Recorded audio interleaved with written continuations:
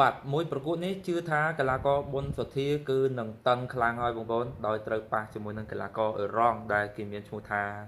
តាហាហើយអ្នកទាំងពីរនេះគឺនឹងត្រូវប៉ះគ្នានៅក្នុងសង្វៀន Extreme Cambodia គុនខ្មែរនៅថ្ងៃសៅរ៍ទី1នេះហើយបងប្អូនហើយសម្រាប់កីឡាករតាហានេះបាននិយាយពីប្រវត្តិធ្វើការប្រកួតនៅក្នុងសង្វៀន Extreme ដូចជាអត់ដែរចាញ់ទេបងប្អូនដោយលើកទី1គេឈ្នះបន្ទុកហាន់2នឹងការប្រកួតលើកចុងក្រោយរបស់គេគឺគេបដូរហនុមានពាន់ស្នៀតកាន់មិញហុងទឹកមួយបងប្អូនបាទអញ្ចឹងសម្រាប់កីឡាករប៊ុនសុធាបើយើងនិយាយអំពីចំណុចខ្លាំងរបស់គាត់គឺគាត់មានច្រើនបងប្អូនទី1គឺភាពធន់ស្វិតទី2គឺកីឡាកររូបនេះផ្លែអាវុធសម្រាប់របស់គាត់ជង្គង់ជាមួយនឹងកែងប៉ុន្តែអ្វីដែលជាចំណុចដែលយើងមើលថាចាញ់ប្រៀបជាមួយនឹងតាហាគឺផ្លែអាវុធរបស់គាត់រៀងស្រាលជាងហើយវ័យរបស់គាត់ក៏រៀងជ្រេអញ្ចឹងកម្លាំងរបស់គាត់អាចនឹងរៀងខ្សោយជាងកីឡាករតាហាយើងងាកទៅកីឡាករតាហាជាកីឡាកររងភាគច្រើនបងប្អូនតែងតែឃើញថាល្អដៃប៉ុន្តែសម្រាប់កីឡាករតាហានេះគឺ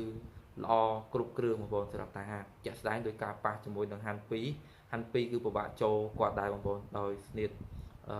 ពិសេសរបស់គាត់ការធាក់ក៏ដូចជាការទាត់កាត់ច្បាប់របស់គាត់គឺគាត់ធ្វើបានល្អហាន់2ក៏ពិបាកចូលដែរហើយតាហានេះការប៉ះហាន់2វេកីឡាករហាន់2រាប់តឹងពីទឹកមួយដោយប្រើស្នៀតពិសេសដែលយើងតែងតែហៅថាមច្ឆាកលែងខ្លួនឬក៏កលាប់សក់អ្នកខ្លះគឺគាត់ហៅថាកែងបកអញ្ចឹងទៅបងប្អូនដែលប្រើស្នៀតពិសេសហើយកីឡាកររូបនេះគឺបើនិយាយពីជង្គង់បើលេងជង្គង់ចាញ់មុនវិធីប៉ុន្តែកីឡាកររូបនេះឆ្លាតបងប្អូនពេលដែលចូលចាប់គ្រាកជង្គង់គឺគាត់ប្រកែចាក់សោគាត់អត់ដូរជង្គង់ជាមួយទេហើយកីឡាករនេះការប្រកួតចេញចូលរបស់គេលឿនជាពិសេសគឺការទាត់របស់គេក៏ល្អដែរអញ្ចឹងសម្រាប់ការប៉ះគ្នារវាងកីឡាករតាហាជាមួយនឹងកីឡាករប៊ុនសុធាមួយគូនេះគឺខ្ញុំឲ្យភាគរយខ្ពស់បន្តិចទៅលើកីឡាករ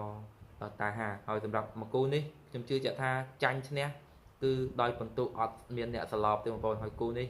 គឺតឹងសម្រាប់ខ្ញុំបងប្អូនអញ្ចឹងភាគរយគឺខ្ញុំឲ្យទៅលើកីឡាករតាហាតែជាងកីឡាករប៊ុនសុធាអញ្ចឹងសម្រាប់ប្រិយមិត្តពុកម៉ែបងប្អូនយល់ឃើញបែបណាជាក់ស្ដែងកុំភ្លេចតាមដានទស្សនាការប្រកួតតទាំងអស់គ្នានៅក្នុងសង្វៀន Extreme នៅថ្ងៃ